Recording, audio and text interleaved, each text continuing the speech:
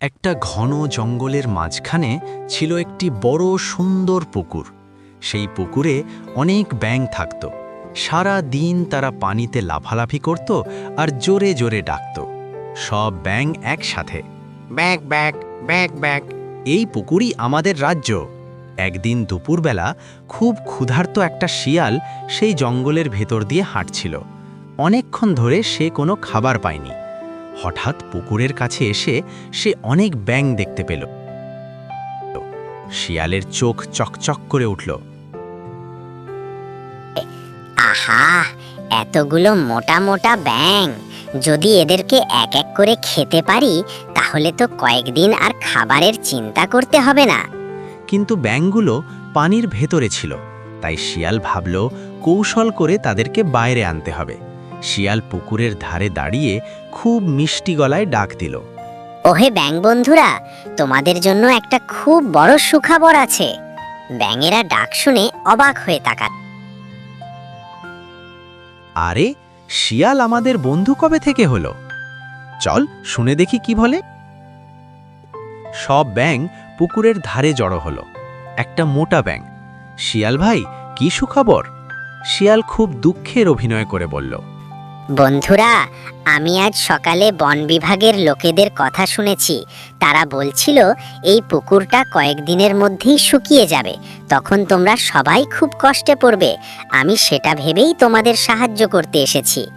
এ কথা শুনে ব্যাঙেরা খুব ভয় পেয়ে গেল। কি বলছো?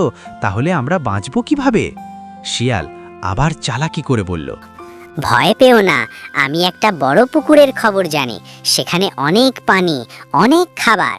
তোমরা যদি চাও আমি তোমাদের এক এক করে আমার পিঠে করে সেখানে পৌঁছে দিতে পারি।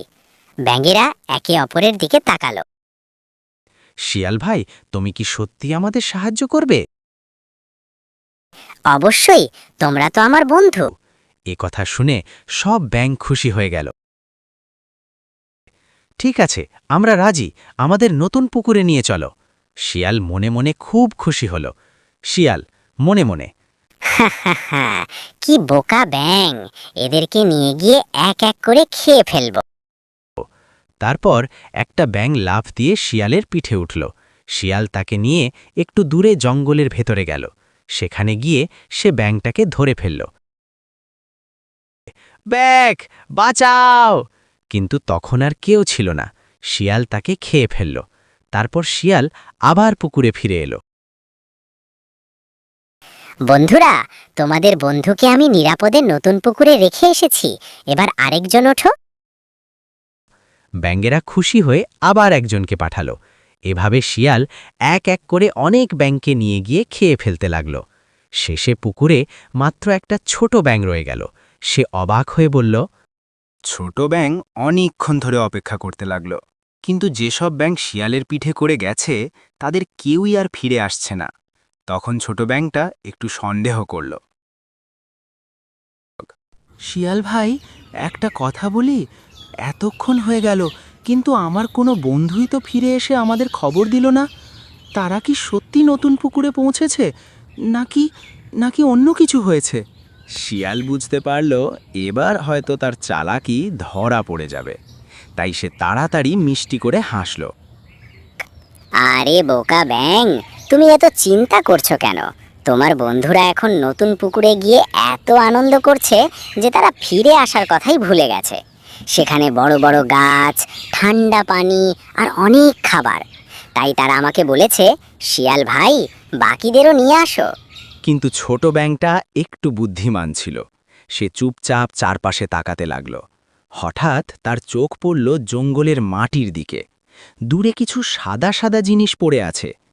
ভালো করে তাকিয়ে সে ভয় পেয়ে গেল। সেগুলো ছিল ব্যাঙের হাড়। ছোট ব্যাঙ সব বুঝে গেল। ছোট ব্যাঙ ভয়ে ও রাগে চিৎকার করে বলল, বন্ধুরা সাবধান, আমরা বড় ভুল করেছি। এই ধূর্ত শিয়াল আমাদের সাহায্য করতে আসেনি। সে এক এক করে আমাদের সবাইকে জঙ্গলে নিয়ে গিয়ে খেয়ে ফেলছে।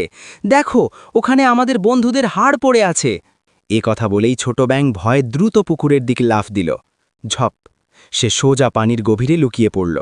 শিয়াল সব বুঝে রেগে আগুন হয়ে গেল।